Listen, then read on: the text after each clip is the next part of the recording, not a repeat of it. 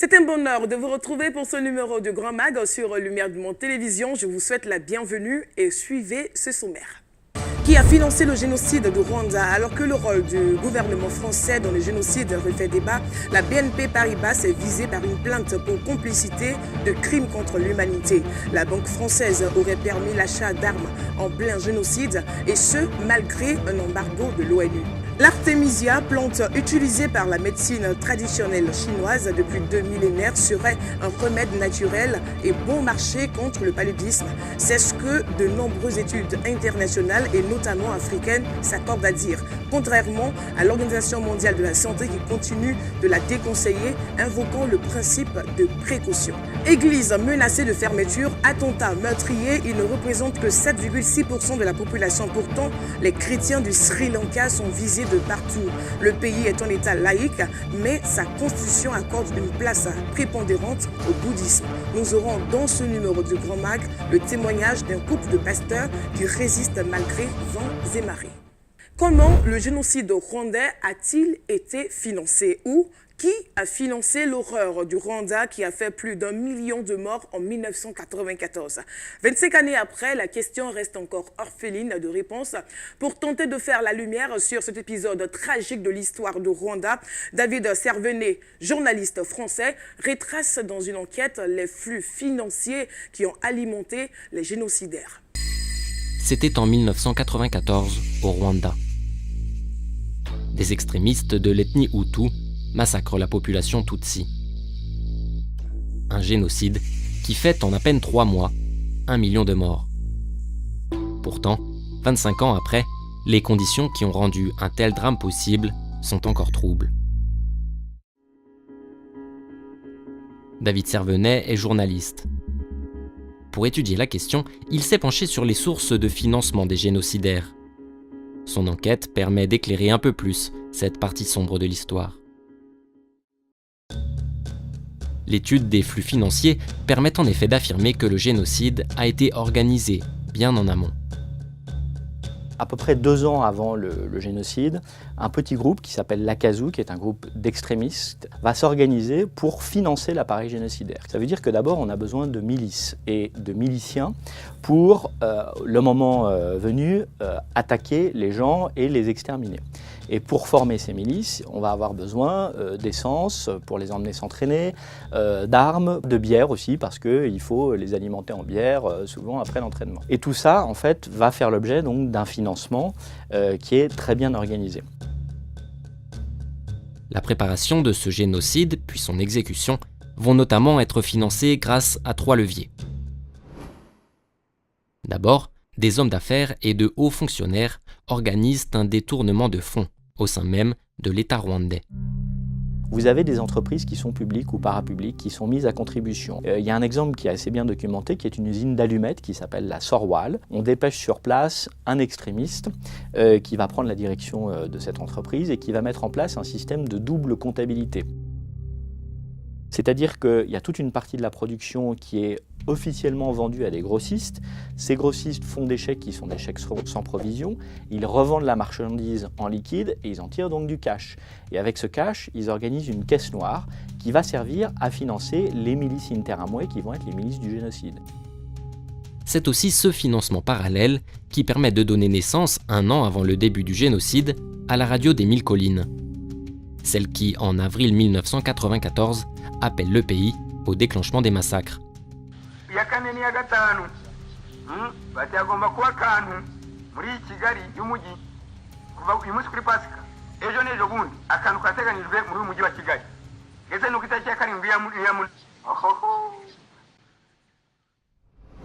Deuxième levier de financement, des complicités internationales, alors que le génocide est déjà en cours, et notamment celle de banques françaises.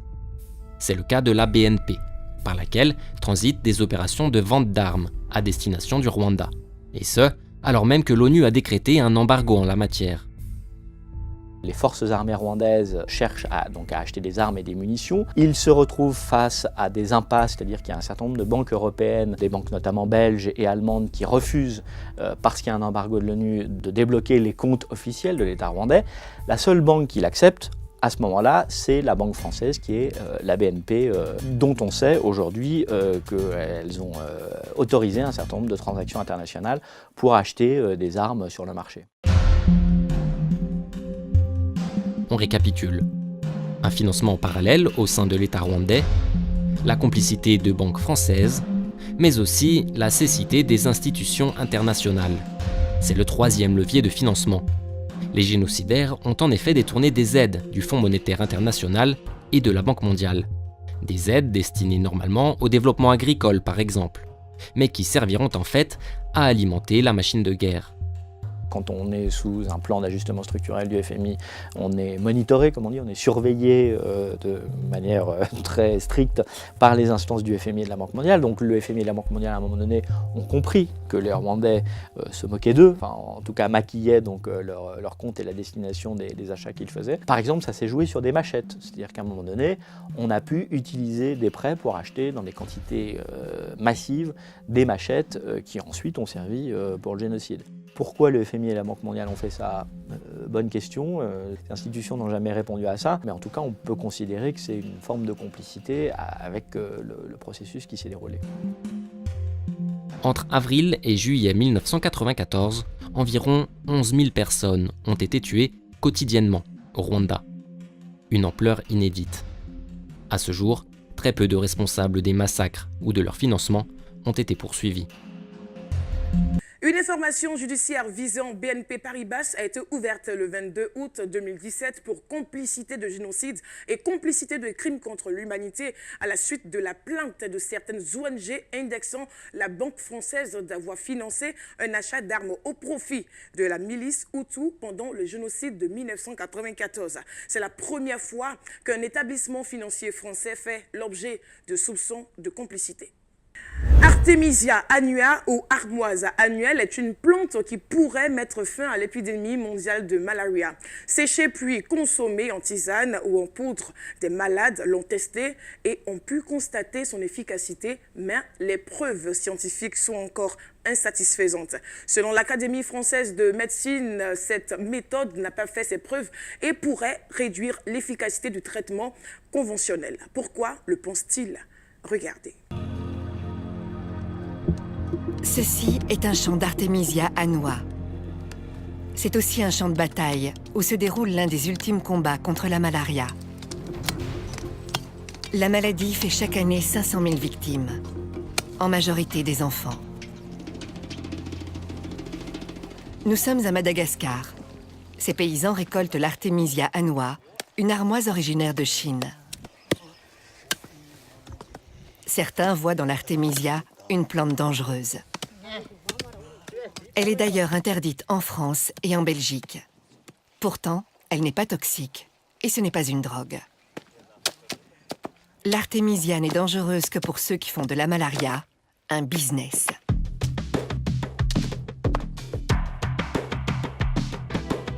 There are so many other anti-malarial compounds in the plant. Un grand dépôt pharmaceutique m'a dit, mais là, monsieur, vous êtes en train de piétiner sur nos business. Pour comprendre les enjeux de cette histoire, une piqûre de rappel s'impose. La malaria, qu'on appelle aussi paludisme, est une maladie causée par un parasite transmis par un moustique, l'anophèle. Il y a plusieurs formes de malaria. Celle qui nous intéresse est la plus sévère, causée par un parasite appelé Plasmodium falciparum.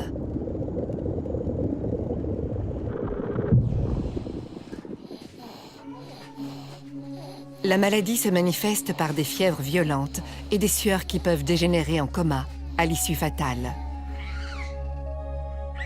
Les enfants sont les principales victimes de la malaria. Dans certaines zones très touchées, un enfant sur 5 en meurt. Depuis la nuit des temps, l'homme fait la guerre à la malaria sur 2 fronts, la lutte contre le parasite et la lutte contre le moustique. Pour combattre l'anophèle, on a surtout utilisé des insecticides, comme le DDT, qui a débarrassé les pays industrialisés de la maladie. En 1964, il n'y a plus de malaria en Europe. Les hommes se protègent aussi des piqûres en se réfugiant sous des moustiquaires. Depuis la fin des années 80, certaines sont imprégnées d'insecticides à effet longue durée. Recommandées par l'Organisation mondiale de la santé, l'OMS, elles sont souvent distribuées gratuitement. Parallèlement à la lutte contre le moustique, s'est organisée la lutte contre le parasite. L'écorce d'un arbre offre la première substance naturelle anti-malaria, la quinine. La quinine est plus tard isolée, synthétisée et commercialisée sous l'appellation de chloroquine. Autour de la malaria, le business commence.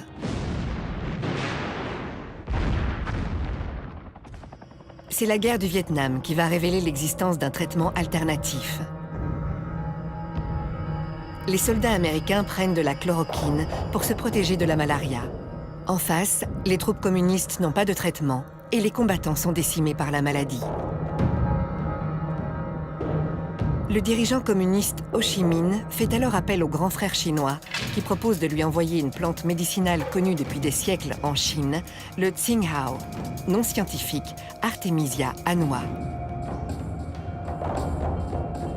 Des tonnes d'Artemisia sont acheminées vers le Vietnam et consommées en tisane par les combattants communistes. Elle fait l'effet d'une potion magique et contribuera à la victoire des Viet Cong. Certains y verront le premier succès de la médecine naturelle sur la médecine conventionnelle. Étrangement, les Occidentaux ne vont pas s'intéresser à cette plante. L'Organisation mondiale de la santé continue à recommander la chloroquine et autres dérivés. L'OMS estime que la chloroquine a fait reculer la maladie partout dans le monde. Mais son administration massive a aussi généré des résistances. Dans les années 70, on a vu l'émergence de la résistance à la chloroquine en Asie du Sud-Est et peu de temps après, on a vu l'émergence de la résistance en Amérique du Sud. Cette résistance a commencé à s'étendre de l'Asie du Sud-Est et elle a atteint l'Afrique à la fin des années 70, début des années 80. Début des années 80, la malaria recommence à tuer en masse. Cette situation catastrophique va précipiter le retour en grâce de l'Artemisia annua. Le projet 523 des Chinois a abouti à l'isolement d'une molécule baptisée artémisinine, censée être l'unique principe actif de l'Artemisia annua. Au début des années 2000, les médicaments chinois à l'artémisinine commencent à circuler en Afrique. Alexandre Poussin est l'un des premiers occidentaux à avoir testé ces médicaments en 2001. Avec sa femme, Alexandre remonte l'Afrique du sud au nord, à pied. On a bel et bien repris la marche et cette fois-ci au fond du rift. Là, nous marchons entre le lac Manyara et le lac Natron. Le couple est au Kenya, quand Alexandre est pris d'une crise de malaria. Quand on a eu notre première crise, j'ai voulu tester sur moi-même ce médicament chinois. Bon, c'était un peu culotté, mais c'est vraiment vrai. Je l'ai fait et en 24 heures, j'allais mieux. En 48 heures, j'étais guéri. J'avais plus de symptômes. Je n'étais pas guéri. Ça, je l'ai su plus tard. Mais ça a fonctionné. Ce qu'Alexandre ignore alors, c'est que le médicament chinois à l'artémisinine est très efficace pour détruire en quelques heures la majorité des parasites de la malaria. Mais certains échappent au traitement. Il faut de toute urgence le combiner avec une autre molécule qui va éliminer les derniers parasites. C'est le début des combinaisons thérapeutiques à base d'artémisinine, les ACT. L'OMS va imposer les ACT à tous les pays où sévit la malaria. Le marché explose, avec pour conséquence une pénurie de la matière première, l'Artemisia annua. Les cultivateurs, principalement asiatiques, ne parviennent pas à suivre. Le prix d'achat de l'Artemisia atteint des sommets en 2005. Relaté dans son livre vendu à plus de 400 000 exemplaires, cet épisode va intéresser des médecins, des herboristes, des humanitaires. Mais ils vont se heurter au dogme. L'artémisia annua est une jolie plante, une astéracée, qui est très efficace mais interdite en France. Efficace mais interdite. Interdite par le gouvernement, par le Codex Alimentarius, par l'OMS, par plein de gens qui travaillent en poule avec les laboratoires pharmaceutiques et avec l'ordre mondial aujourd'hui. Nous avons ensuite tenté notre chance dans une herboristerie spécialisée. Sur les étagères, à côté de l'artichaut, pas d'artémisia. Il arrive très souvent que des gens viennent nous demander cette plante, effectivement, quand ces personnes vont voyager, que ce soit en Afrique ou en Asie. Et vous leur répondez? Et je leur réponds que malheureusement, la réglementation française ne nous autorise pas à disposer de cette plante. En Belgique, un arrêté royal de 1997 répertorie les plantes dangereuses qu'il est interdit de vendre ou consommer. Parmi elles, l'Artemisia annua, pourtant nullement nocive. Curieusement, elle est autorisée au Luxembourg voisin. En Afrique, justement, des chercheurs mènent des études de terrain pour prouver que l'Artemisia est efficace et sans danger.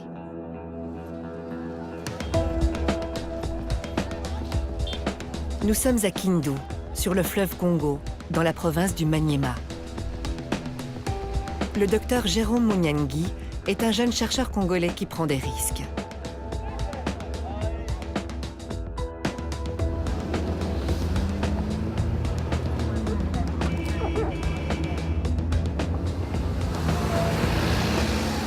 Après 3 heures de piste, le docteur Munyangi est accueilli comme l'enfant prodige dans son village natal. Artemisia! Artemisia!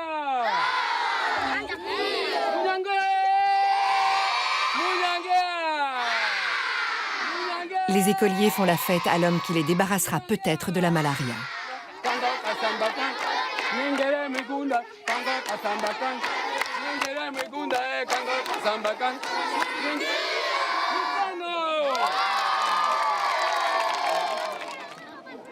Le parcours du docteur Jérôme Munyangi est emblématique des difficultés rencontrées par les Africains qui défendent une médecine adaptée aux conditions du continent.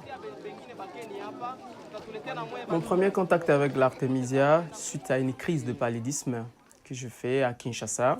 C'était un paludisme résistant, parce que j'avais déjà pris des antipaludéens, ça ne marchait pas.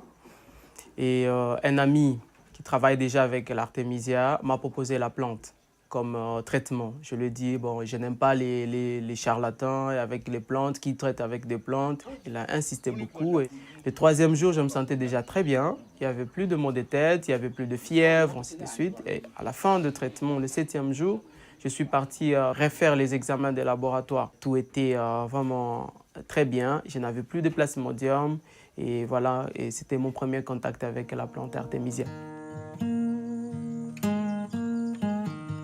Impressionné par ce résultat, le docteur décide de consacrer la suite de ses études à la plante. Son diplôme de médecine et quelques feuilles d'Artemisia sous le bras, il entame une maîtrise S-Sciences à Paris. Après 3 semaines d'analyse, nous étions vraiment très étonnés par le résultat que nous avons observé au laboratoire. Le professeur qui travaillait avec moi était très étonné. Elle a refait les examens elle-même. Je me rappelle encore l'un de mes professeurs qui me dit, voilà, et ça c'est une bombe. Et on ne peut pas que cette bombe puisse sauter dans notre laboratoire parce que juste les subventions des laboratoires proviennent de firmes pharmaceutiques.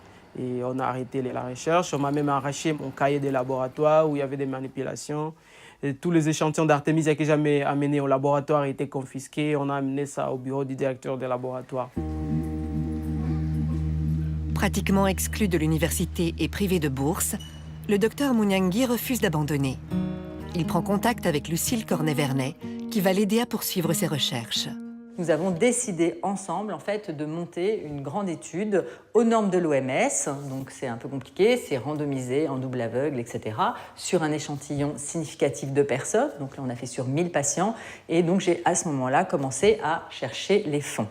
Donc ces études ont été financées en fait par des amis, par des fondations, par des entreprises, simplement parce qu'ils croient vraiment qu'une plante peut être la solution pour ce fléau apocalyptique qu'est le palu en Afrique.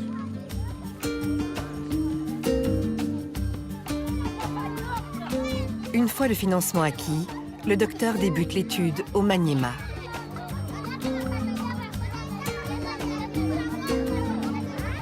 Mille patients porteurs du falciparum sont identifiés. 500 prendront de la tisane d'Artemisia et un médicament placebo.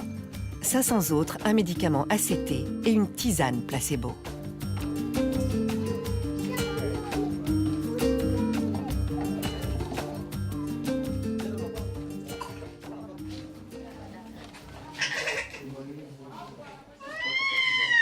Le docteur Michel Idumbo est l'investigateur principal de l'étude.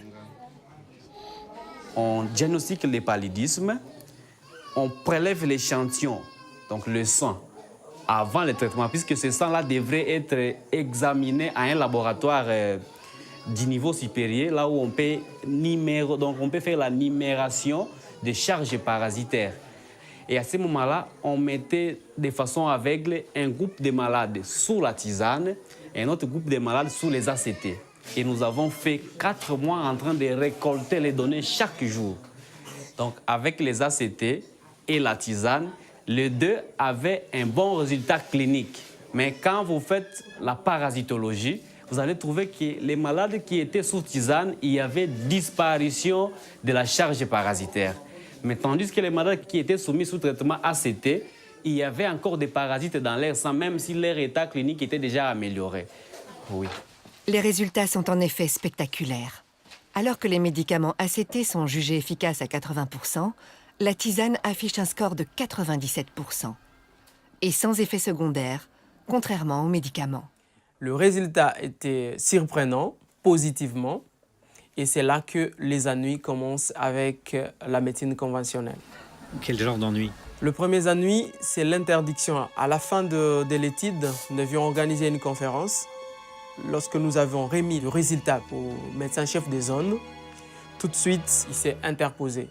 Il a dit « J'interdis, cette conférence n'aura pas lieu et je préfère que Jérôme puisse se taire et pas communiquer ses résultats à la population. » Ils ont vu que la tisane avait un meilleur résultat que les ACT et on nous a fait montrer que les différentes firmes pharmaceutiques risquent de couper leur appui. Et on a trouvé qu'il y avait orgueil, on m'a démis de mes fonctions. À votre avis, d'où viennent ces ennuis? À mon avis, les ennuis viennent de firmes pharmaceutiques. Qu'est-ce qui vous permet de dire ça? Après les publications des résultats, on a dit aux patients que voilà, la tisane était efficace et eux-mêmes l'ont observé. Et là, les patients n'achètent plus les ACT en fait. Nous devenons de plus en plus gênants. J'étais interpellé par un grand dépôt pharmaceutique à Kindu qui m'a dit mais nous avons les ACT, on n'arrive plus à les vendre vraiment à cause de votre étude. Et là, monsieur, vous êtes en train de piétiner sur nos business. Nous avons contacté la Fédération internationale des fabricants de médicaments pour lui demander sa position sur l'artémisia. Réponse: Nous ne sommes malheureusement pas en mesure d'intervenir dans votre documentaire. Nous n'avons pas trouvé d'experts disponibles pour témoigner sur ce sujet. Nous avons également insisté pour connaître la position actuelle de l'OMS vis-à-vis de la plante qu'elle avait déconseillée en 2012. Nous avons reçu cette réponse laconique. Nous ne pourrons pas répondre à vos questions concernant la médecine alternative. Décidément, l'artémisia n'est pas prête de pousser dans les jardins de l'OMS à Genève. Partout ailleurs, elle continue de se propager.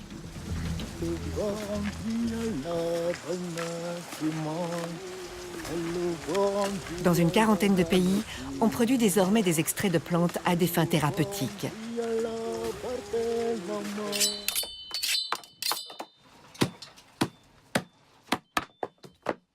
La filière de l'artémisia n'est pas seulement bénéfique pour la santé, elle l'est aussi pour l'emploi.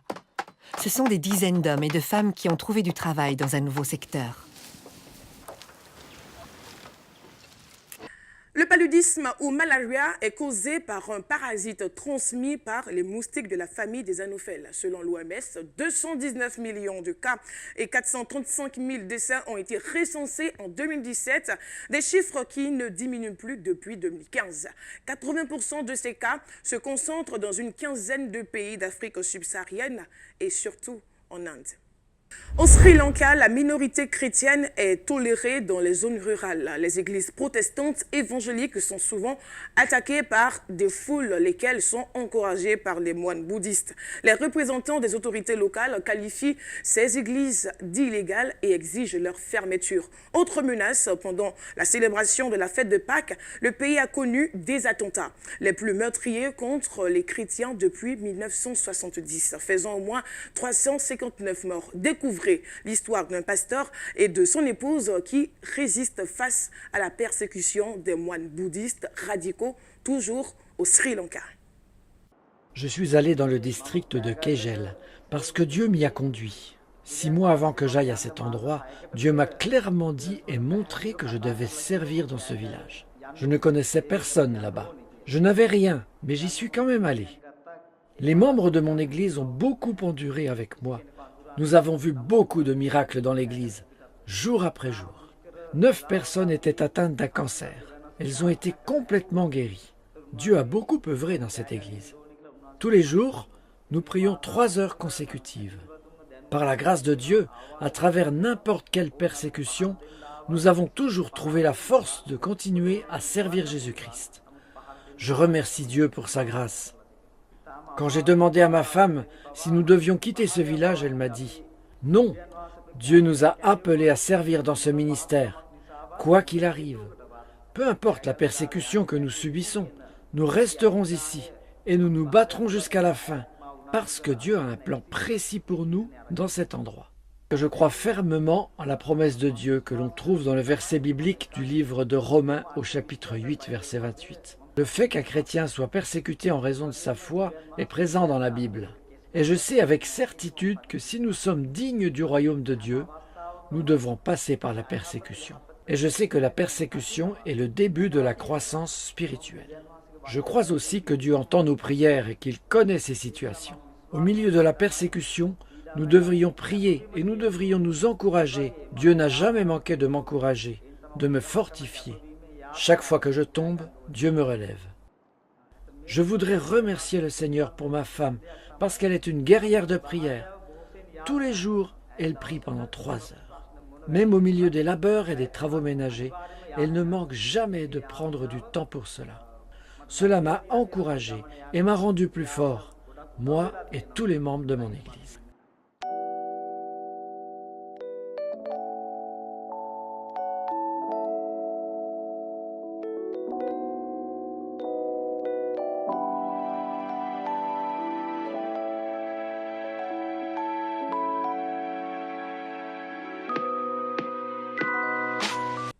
Bien que toutes les minorités religieuses soient touchées par la persécution, les églises sont de plus en plus prises pour cible, avec 30 attaques depuis le 1er janvier 2019. Face à cette recrudescence de violence envers les chrétiens, le président sri-lankais a quand même rappelé que l'extrémisme religieux n'avait pas sa place dans un pays démocratique comme le leur et que les bouddhistes et les non-bouddhistes bénéficient de mêmes droits. Les chrétiens ont appelé à prier pour les persécuteurs dans un esprit d'amour et de pardon. C'est toujours un réel plaisir de me retrouver en votre compagnie, mais cette émission est terminée. On se retrouve bien entendu la semaine prochaine. Merci à vous de nous avoir suivis et surtout retrouvez-nous sur notre page web www.lumieredumonde.tv, sur Facebook, Instagram et Twitter. Que le Seigneur vous bénisse.